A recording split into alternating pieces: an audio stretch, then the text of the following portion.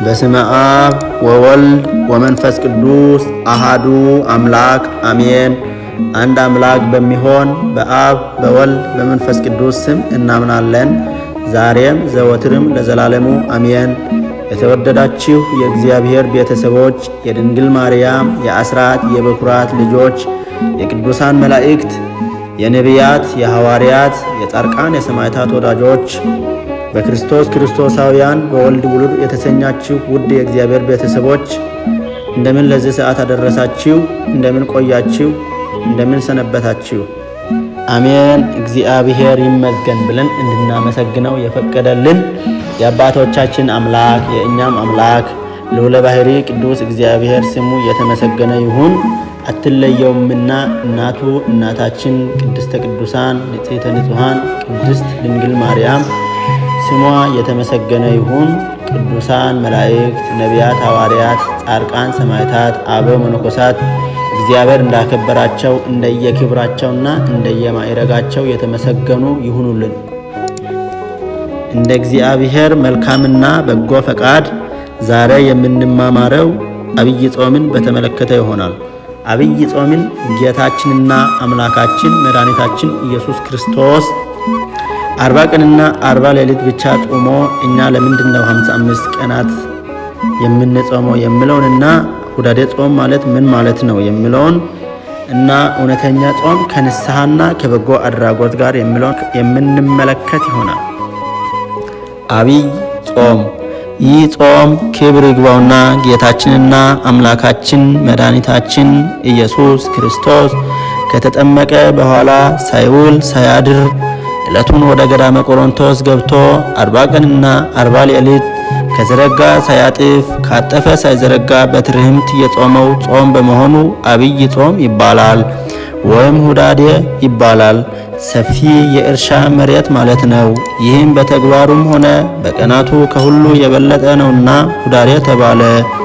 በማቴዎስ ወንጌል ምዕራፍ 4 ከቁጥር 1 እስከ 11 ላይ እንደተገለጸው ጌታ የጾመው 40 ቀንና 40 ሌሊት ሲሆን እኛ ግን አሁን የምንጾመው 55 ቀናት ነው። ይህም በብዙዎች ዘንድ ጥያቄ ይነሳል። በመሰረቱ እንኳን 55 ቀን ዓመትን ብንጾም እግዚአብሔር በጸጋ ላይ ጸጋ ይጨምርልናል እንጂ አያስኮንነንም። ዳሩ ግን ተጨማሪዎቹ 15 ቀናት የተጨመሩበት ምክንያት አለው። አንደኛው ምክንያት አብይ ጾም ውስጥ 8 ሳምንታት ይገኛሉ። ከነዚህ ቀናቶች ውስጥ 7 ቅዳሜና 8 እሁዶች ይገኛሉ። እነዚህም 15 ቀናት ሲሆኑ ከጥሉላት እንጂ ከእህል ውሃ ስለማይጾሙ እነዚህ ቀናት ሲቀነሱ 40 ቀናት ይሆናሉ። በአብይ ጾም ውስጥ ላሉት ቅዳሜና እሁድ ምትክ የሚሆኑ ናቸው። እነሱም ዘወረደና ሰሙነ ሕማማት ናቸው። አብይ ጾም የተባለበት ምክንያት የጌታ ጾም ስለሆነና ታላቅ የሰይጣን ፈተናዎች የጠፉበት፣ ዛሬም ክርስቲያኖች የጌታን አርአያ ተከትለው ሰይጣንን ድል የሚነሱበት ጾም ስለሆነ ነው።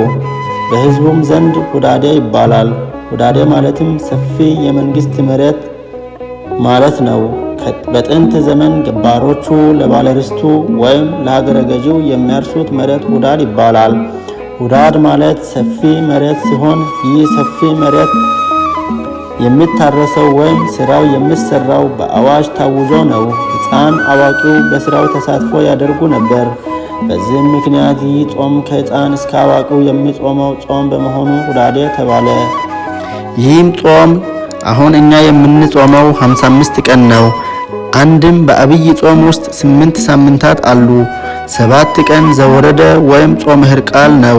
8ቱ ደግሞ የሕማማት ጾም ነው። ጾሙም አንዳንድ ጊዜ ወደ የካቲት 1 ይመጣና በመጋቢት 26 ይፈታል። እንዲሁም ደግሞ ወደዚያ ሲሄድ ደግሞ በመጋቢት 5 ቀን ይገባና ሚያዝያ 30 ይፈታል። ይህንን ስንል ግን ቀኑ ቋሚ ያለመሆኑን ማወቅ አለብን። ለማስገንዘብ ያክል በማቴዎስ ወንጌል ምዕራፍ 4 ከቁጥር 1 እስከ 11 እንደተገለጸው 55 ቀን ለምን እንጾማለን? ጌታ የጾመው 40 ቀን ነው የሚል ሰው ሊኖር ይችላል። መቼም ሰው ምክንያታዊ ነው። እንደዚህ ብሎ ለሚጠይቀን ሰው ከላይ የጠቀስናቸውን አጽዋማት ማወቅና ማስረዳት አለብን። ምሳሌውም ከክርስቶስ ልደት በፊት የነበረው 5500 ዓመተ ፍዳና ዓመተ ኩነኔ ለአዳምና ለልጆቹ የንስሐና የሐዘን ዘመን ነበር። ጌታችን 40 ቀንና 40 ሌሊት የጾመበት ምክንያት ሊቃውንቱ እንደዚህ ይዘረዝሩታል። ቀድሞ ነቢያት 40 ጾመዋል። ከዚያ ቢያተርፍ አተረፈ፣ ቢያጎል አጎደለ ብለው አይሁድ ደገኛይቱን ሕገ ወንጌል ከመቀበል እንዳይከለከሉ 40 ጾመ። ሙሴ 40 መዓልትና 40 ሌሊት ጾሞ ሕገ ኦሪትን ሰርቷል። ጌታ 40 ጾሞ ሕገ ወንጌልን የሚሰራ ነውና፣ እንዲሁም ሙሴ 40 ጾሞ ሕዝበ እስራኤልን ከጨካኙ ፈርዖን እጅ አውጥቶ ወደ ምድረ ርስት መርቷቸዋል። ጌታም 40 ጾሞ ነፍሳትን ከሲኦል የሚያወጣ ነውና፣ ሕዝበ እስራኤልም 40 ዘመን በገዳም በበረሃ ኖረው ምድረ ርስት ገብተዋል። እናንተም ብትጾሙ መንግሥተ ሰማያት ትገባላችሁ ለማለት ሕዝቅኤል በግራ ጎኑ ተኝቶ 600 ሙታን አስነስቷል። እናንተም ብትጾሙ ትንሣኤ ዘለክብር ትነሳላችሁ ለማለት ዕዝራ 40 መዓልትና 40 ሌሊት ጾሞ መጻሕፍትን አጽፏል። ጸሐፊዎቹ ቀን ሲጽፉ እየዋሉ ሲመሽ ይመገባሉ። እርሱ ግን ቀን ሲያጽፈው የሚውለውን ሌሊት ሲያስበው ያድር ነበር። እናንተም ብትጾሙ ምስጢር ይገለጽላችኋል ለማለት እንደ እባብ ብልሆች እንደ ርግብ የዋሆች ሁኑ። ማቴዎስ 10:16 እባብ ቆዳው ሲያረጅበት 40 ቀን ከምግብ ተከልክሎ ከዚያ በኋላ በእንጨት ወይም በድንጋይ ቀዳዳ በጠባብ መንገድ ያልፋል። በዚህን ጊዜ ያረጃው ቆዳ ወልቆ አዲስ ቆዳ ይተካል። እናንተም 40 ቀን ብትጾሙ ታድሶ ነፍስ ታገኛላችሁ ለማለት ነቢዩ ሙሴ 40 ቀንና 40 ሌሊት ጾሞ ሕዝበ እስራኤልን ከሕገ ልቡና ወደ ሕገ ኦሪት አምጥቷቸዋል። ጌታችንም ከጾመ በኋላ ከሕገ ኦሪት ወደ ሕገ ወንጌል አምጥቶናል። 40 ቀንና 40 ሌሊትም ጾመ። ከዚህ በኋላ ተራበ። ማቴዎስ 4:3-12 አምላክ እንደመሆኑ አጋንንት እንኳን ሳይቀሩ ይንቀጠቀጣሉ። ማርቆስ 1:24-27 ማርቆስ 5:7 ሰው እንደመሆኑ ተጠምቷል። ማቴዎስ 4:2 ዮሐንስ 19:28 አምላክ እንደመሆኑ በ2 ዓሣና በ5 እንጀራ 5000 ወንዶችን ሴቶችንና ሕፃናት ሳይቀሩ መግቧል። ዮሐንስ 6:14 እሱም የሕይወት እንጀራ መሆኑን ነግሮናል። ዮሐንስ 6:35-37 ጾሙን ጨርሶ ሲወጣ ራበኝ ሲል ዲያብሎስ ሰምቶ በሦስት ነገሮች ፈተነው። እነሱም የኃጢአት ራሶች ይባላሉ ወይም አርስተ ኃጣዊ። አንደኛ ዲያብሎስ ልክ በጣም የተራበ ምስኪን ገበሬ መስሎ በቀዳዳ ስልቻ 2 ድንጋይ ይዞ ይህንን ድንጋይ ዳቦ አድርገህ እንብላ ይለዋለው። ቢያደርገው የእኔ ታዛዥ ብዬ ይለዋለው። ድንጋዩን ዳቦ ከማድረግማ የያዝከውን አንበላው ምን ካለኝ አዳምን በመብል ምክንያት ድል እንደነሳሁት እርሱንም ድል እነሳዋለሁ ብሎ ቀረበ። የእግዚአብሔር ልጅ ከሆንክ እነዚህን ድንጋዮች ህብስት እንዲሆኑ በል አለው። ማቴዎስ 4:3 ኢየሱስ ክርስቶስም መልሶ ሰው የሚኖረው ከእግዚአብሔር አፍ በሚወጣው ቃል ሁሉ እንጂ በእንጀራ ብቻ እንዳይደለ ተጽፏል አለው። ማቴዎስ 4:4 ሁለተኛ አብ አባቱ በዮርዳኖስ ወንዝ እርሱ ልጄ ነው እርሱን ስሙት ሲል ሰምቶ ነበርና በእውነት የእግዚአብሔር ልጅ ከሆንክ ራስህን ከዚህ ወደ ታች ወርውር አለው። ቢያደርገው ተሰባብሮ አርፈዋለሁ፣ ባያደርገው ደካማ አሰኘዋለሁ። አንድም ቢያደርገው ምታት አሰኝበታለሁ፣ ደግሞ ቢያደርገው የእኔ ታዛዥ እለዋለሁ። የጌታችን ኢየሱስ ክርስቶስ መልስ አምላክህ እግዚአብሔርን አትፈታተነው ተብሎ ተጽፏል አለው። ማቴዎስ 4:7 ሶስተኛ ከዚህ በኋላ ዲያብሎስ እጅግ ረጅም ወደሆነ ተራራ አወጣው። ነገስታትን ድል በማልነሳበት በቤተ መቅደስ ድል ነሳኝ እንጂ ነገስታትን ድል በሚነሳበት በተራራ ቢሆን ኖሮ መቼ ድል ይነሳኝ ነበር ብሎ ሲያስብ ሐሳቡን ጌታችን ኢየሱስ ክርስቶስ አውቆ ወደ ተራራ ሄደለት። ጠጠሩን ወርቅ፣ ቅጠሉን ብር፣ እንስሳትን ፈረስ፣ በቅሎ፣ ሰራዊት አስመስሎ ይህንን የምታየው ሁሉ የኔ ነው፣ እጅ ብትነሳኝ ወይም ብትሰግድልኝ ይህንን ሁሉ እሰጥሃለሁ ሲለው አምላክ በአምላክነቱ ጎልማሳን በሚስቱ ሲመጡበት አይወድምና በዚህን ጊዜ ብትሰግድልኝ የሚለውን ቃል ሲሰማ ወግድ ከኋላዬ ዲያብሎስ፣ ለፈጣሪህ ለእግዚአብሔር ትሰግድ ዘንድ እርሱንም ብቻ ታመልክ ዘንድ ተጽፏል አለው። ዘጸአት 20 ቁጥር 5። በዚህን ጊዜ ዲያብሎስ እንደ ጉም ተኖ እንደ ትቢያ በኖ ጠፍቷል።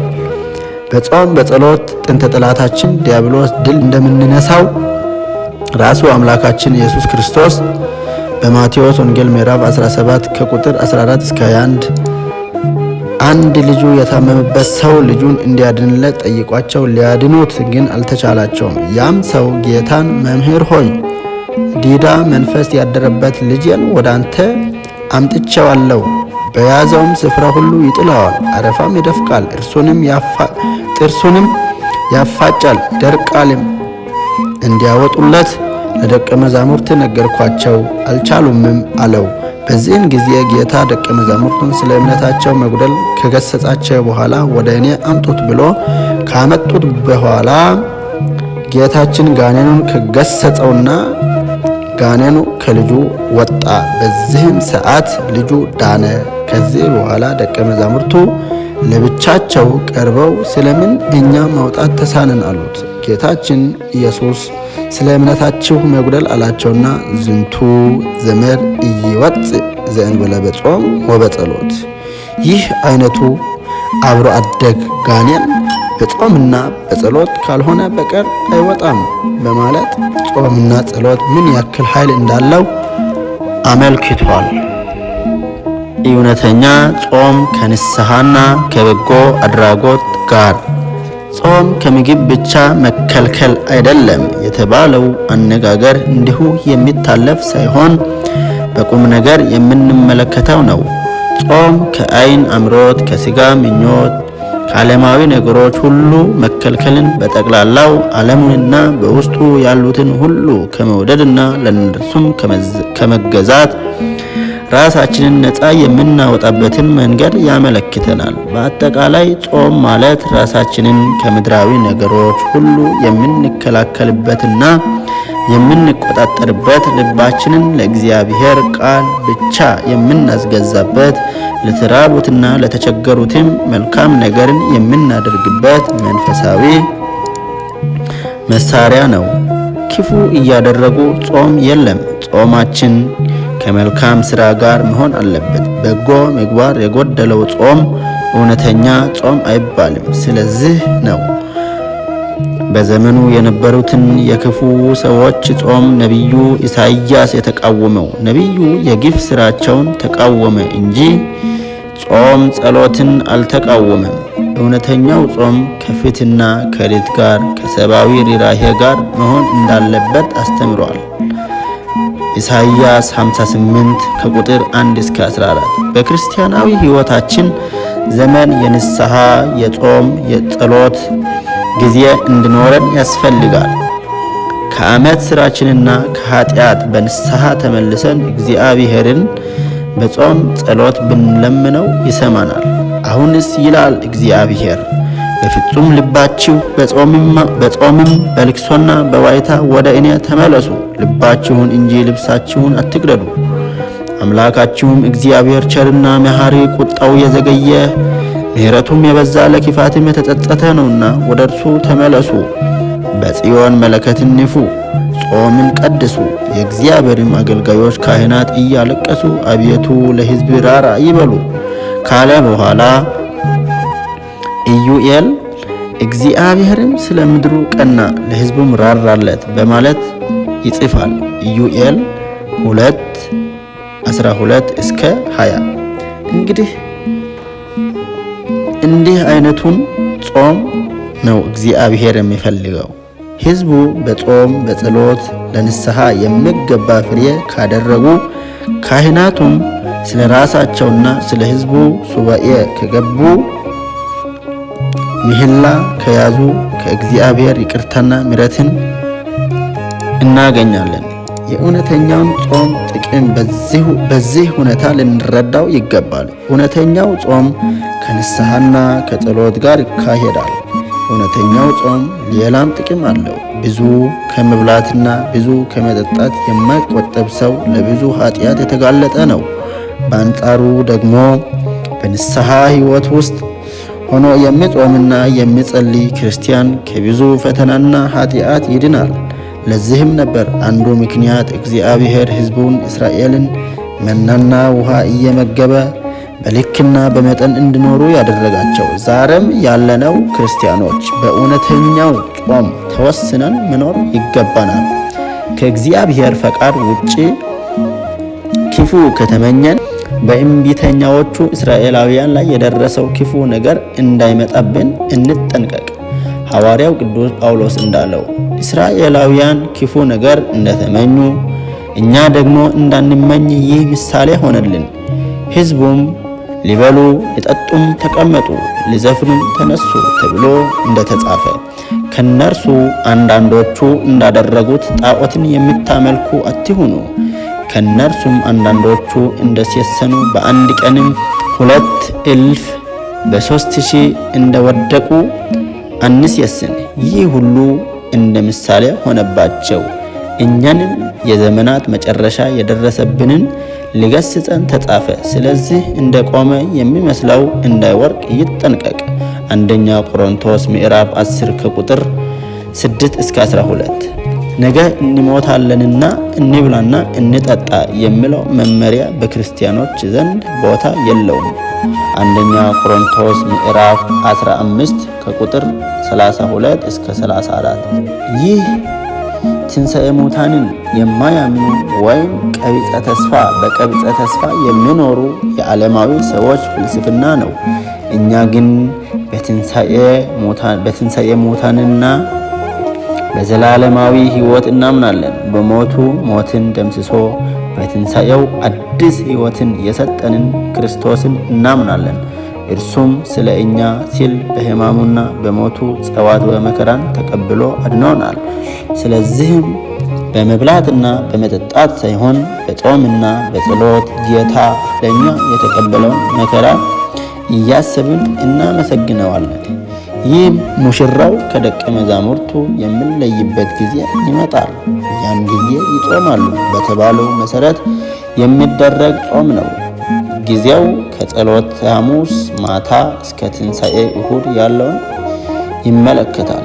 የዚህ ጾም ምሳሌ በኦሪት ሕግ ተደንግጓል። ሊቀ ካህናቱ በዓመት አንድ ጊዜ ወደ ቅድስተ ቅዱሳን በመግባት ስለ እስራኤል ሕዝብ የኃጢአት መስዋዕት የሚያቀርብበት ዕለት በሀገሪቱ የሚገኝ ሰው ሁሉ ይጾሙና ራሳቸውንም ያስጨንቋት ነበር። ዘሌዋውያን ምዕራፍ 16 ከቁጥር 29። በተጨማሪ ሰው ስለ ኃጢአቱ መጾም እንደሚገባው ከጥቅሱ ለመማር እንችላለን።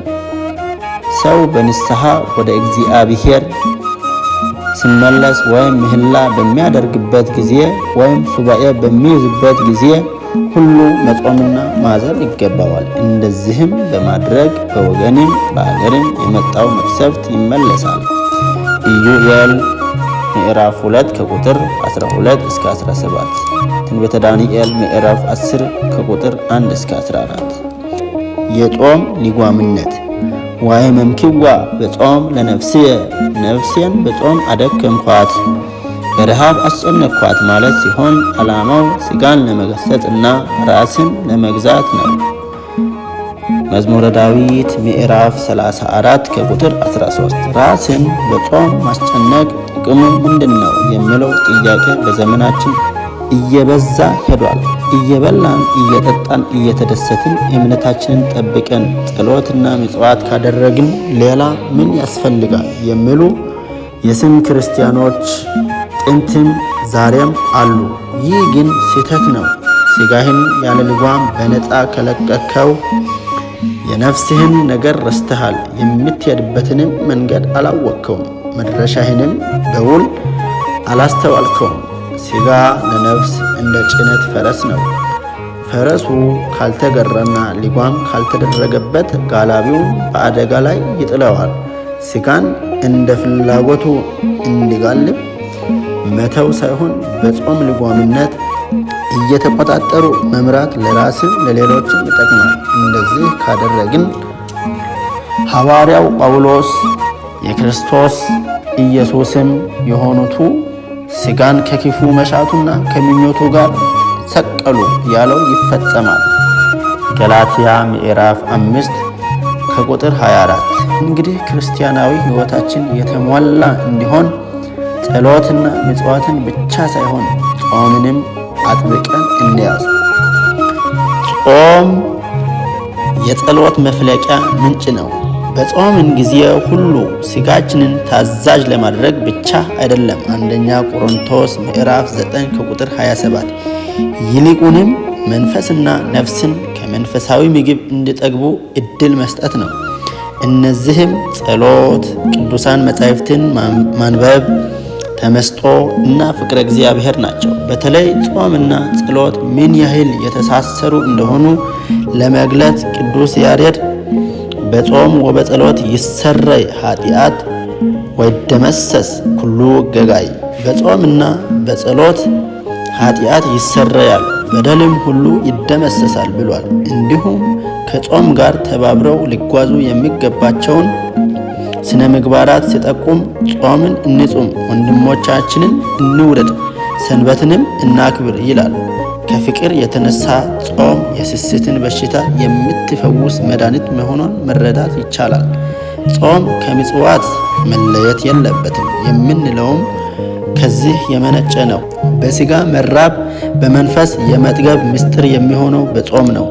ይህን እውን ለማድረግ ደግሞ በጾም የኃጢአትን ስር ነቅለህ ለመጣል መጣር ይኖርብሃል። ጾም በረሃብ ተወስኖ እንዳይቀርብህ ጾምን ከንስሐ አስተባብረህ ያዝ። ከተራበ ሰውነት ይልቅ የተሰበረ መንፈስ እግዚአብሔርን ያስደስተዋልና። ዋጋህን ላለማጣት በሕይወቴ ውስጥ እነዚህ ሁለቱ ማለትም ጾምና ንስሐ ተባብረው ይገኙ። ኢዩኤል ምዕራፍ 2 ከቁጥር 15። ጾምህ በትሕትና ይሁን። ይህን በማስመልከት ክቡር ዳዊት ይህን ብሏል፣ ነፍሴንም በጾም አደከምኋት፣ ለእናቱም እንደሚያለቅስ ራሴን ዝቅ አደረግኩ። መዝሙር 34 ወይም በቅንፍ 35። የነነዌ ሰዎችም ራሳቸውን ስላዋረዱ እግዚአብሔር ሰማቸው። ትንቢተ ዮናስ ምዕራፍ 3። ሥጋ በረሃብ የተሰበረውን ያህል መንፈስም መሰበር አለበት። ይህ ባይሆን ግን በሳምንት 2 እጾማለሁ እያለ ስታበይ እንደነበረውና ያለ ዋጋ እንደተመለሰው ፈሪሳዊ በከንቱ ትቀራለህ። የሉቃስ ወንጌል ምዕራፍ 18 ከቁጥር 11። ትሕትና በሕይወትህ ከሌለ ጾምንም ከክርስቶስ አልተማርክም ማለት ነው። ከእኔ ተማሩ እኔ የዋህ በልቤም ትሑት ነኝና። የማቴዎስ ወንጌል ምዕራፍ 11 ከቁጥር 29። ወደ እኔ ተመለሱ ልባችሁን እንጂ ልብሳችሁን አትቅደዱ። ኢዩኤል 2:13። እነዚህን ሁሉ መሰረት በማድረግ በጾም ተጠቅመህ ወደ ላይኛው ደረጃ ከፍ እንደምትል እምነቴ ነው። ይህም ፍጹም ይሆን ዘንድ ጾም የግብዝነት አይሁን። ጾም ከበጎ ሥራ ሁሉ የተባበረ ይሁን። ጾም በእርግጠኝነት ወደ እግዚአብሔር የሚያደርስ መንገድ መሆኑን የምታምንበት ይሁን። ጾምህ በልማድ አይሁን። ወንድሜ ስለ ጾም እንደዚህ በአጭሩ ማስፈር ቢከብድም አንተ ግን ይህን መነሻ በማድረግ ሌሎች የእግዚአብሔር ቃል የሆኑትን መጻሕፍት እንድትመረምር ማድረግ በመቻሉ በኩል ይበቃል እላለሁ። በቀረው ራሴ እየጾምክ ከጾምህ ተማር።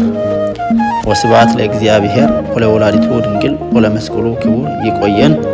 ሰብስክራይብ ያላደረጋችሁም ሰብስክራይብ እንድታደርጉ በእግዚአብሔር ስም እጠይቃለሁ። ይቆየን።